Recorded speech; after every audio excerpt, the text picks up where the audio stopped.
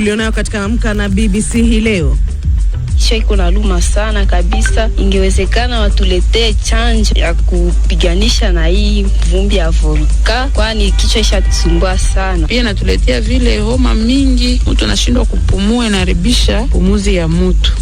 Baadhi ya wakazi wa Goma nchini Kongo walioathirika na mlipuko wa volkano wanaripoti kukumbwa na matatizo ya kiafya yanayohusishwa na gesi na tope la volkano. Rais wa Ufaransa Emmanuel Macron kesho anafanya ziara nchini Rwanda. Je, Ufaransa itaomba msamaha kuhusiana na mauaji ya halaiki yaliyotokea Rwanda kama yalivyofanya mataifa mengine? Sheria za kitamaduni kuhusu mazishi kwingine bado zina nguvu, kwingine haziko na nguvu. Kwingine itaeleweka kwamba mazishi ni jambo la muhimu sana, fika Afrika tu, lakini kokote, manake ile ni heshima ya mwisho ya mwenda zake. Na katika gumzo hii leo tunaangazia swala la kuzika Afrika, tukiuliza je, sheria za kimila bado zina nguvu katika nchi za Kiafrika?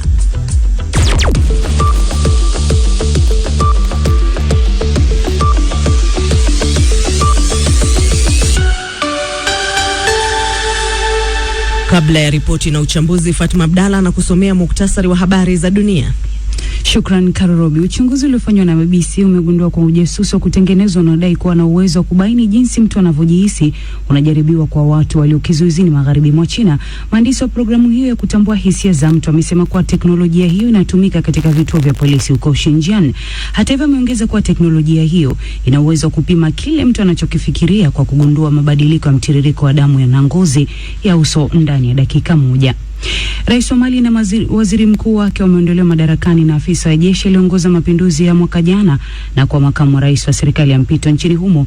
Kanali Assimi Goita amesema kuwa Rais Bando na waziri mkuu Moktawan walishindwa kutekeleza majukumu yao na walikuwa wakitafuta namna kuhujumu mabadiliko ya taifa hilo. Shadrack Mwansasu na maelezo zaidi.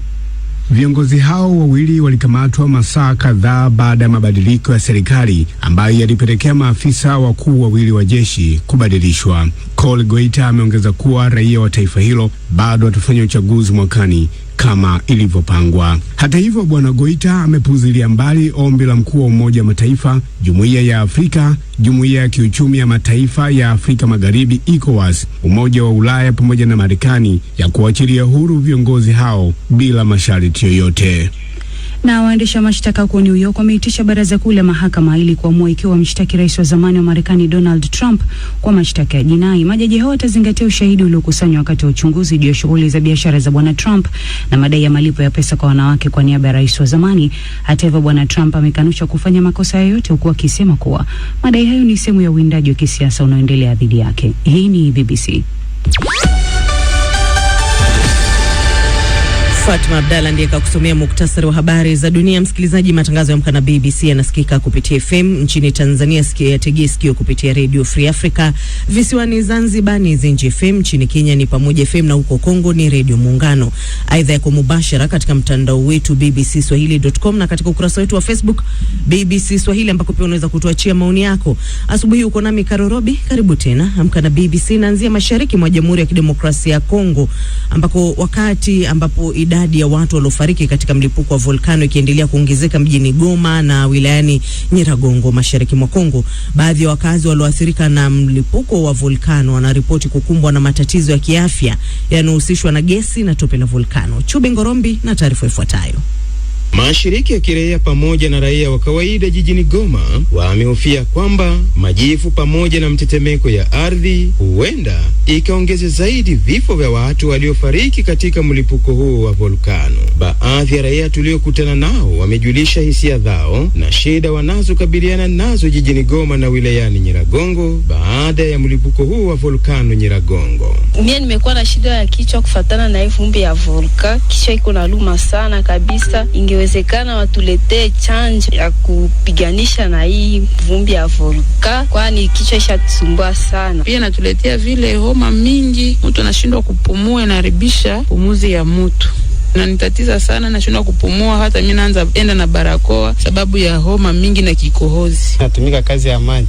Tio kwenye zilikuwa napita, tunakutana tio zinakatikia ndani ya udongo kwa sababu ya mtetemeko. Wataalamu wa afya wamesema majivu na mtetemeko wa ardhi inayosababishwa na volkano Nyiragongo ina madhara mengi dhidi ya watu, mimea, wanyama, kama anavyojulisha Jackson Msai, mtaalamu wa afya jijini Goma. Wale ambao ni wadogo zaidi, wakati mtetemeko unapita wanashtushwa zaidi, na mtetemeko huu unakuwa na madhara hata mwisho kwa maisha yao, inajifungia ndani ya moyo. Wajawazito wangelijitahidi sana wasiwe watu wa mafikiri zaidi, kwani watoto na hao pia wanapaswa pata madhara kupitia wamama. Majivu ya volkano imepelekea maelfu ya raia kukabiliana na shida za macho, mshtuko ya moyo na kusababisha nyufa barabarani na baadhi ya nyumba kubomolewa.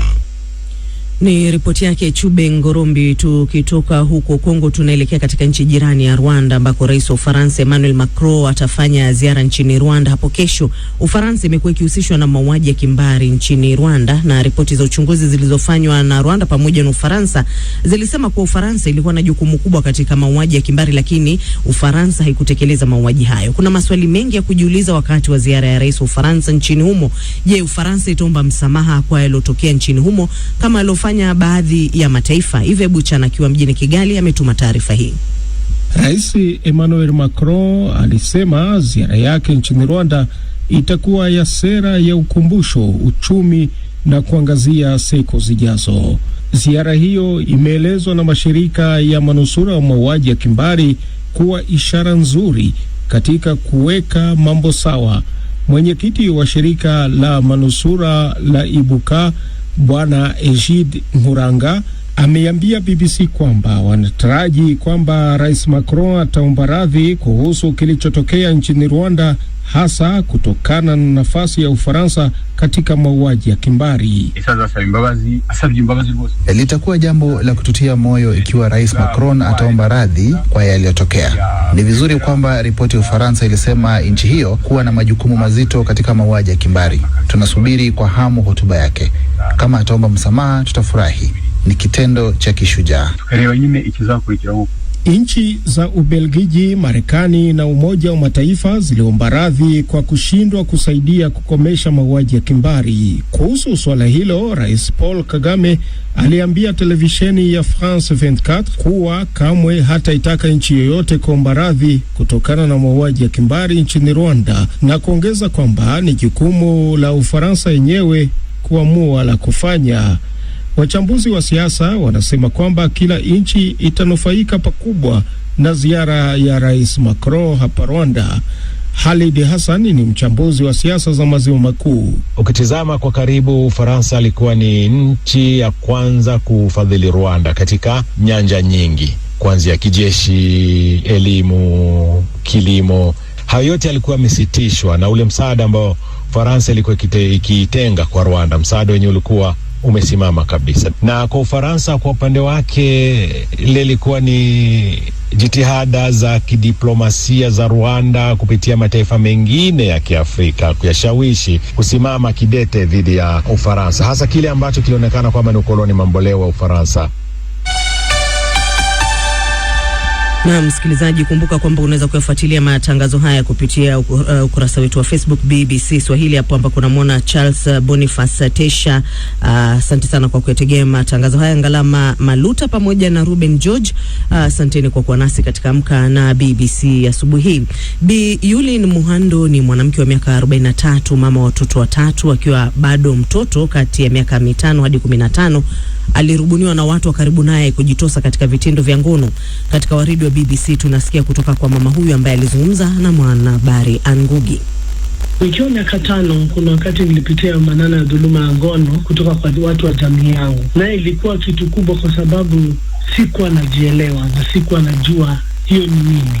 mpaka ikakuja ikafanya nikaanza kuwa mgonjwa kwenye sehemu ya siri. Nikipeleka hospitali naanza kuulizwa nini inaendelea, mbona hii inafanyika, na kuja kuanza kudanganya. Nadanganya hapana, ni mtu jirani amefanya, kumbe tu ni mahali nipo. Sasa hiyo kitu ilinifanya nikaanza kuwa mtoto mwenye unakuwa na mdanganyifu, unakuwa mtoto ujielewi, watu hawakuelewi, wanashindwa kwaje, mpaka nikaanza sasa pia kupeleka hiyo madhulumu shuleni. Ni kwamba ulianza kuyatenda masuala hayo ya kingono katika mazingira mengine. Hebu tueleze kidogo ilikuwaje? Nilianza kutafuta watoto wengine na kuwafanya hivyo vile nilikuwa nafanyiwa. Unashikwa sehemu za siri, sehemu ya punyeto nini. Sasa pia mimi nikaanza kuwashika hivyo kidogo, wazazi wakaanza kuingililia na ikabidi nikaanza kuchapwa na kutandikwa, kuulizwa hizi tabia nilitoa wapi. Sasa hizo mimi siongei na sisemi, kwa sababu hii ni jamii, nao wanakuambia usijaribu.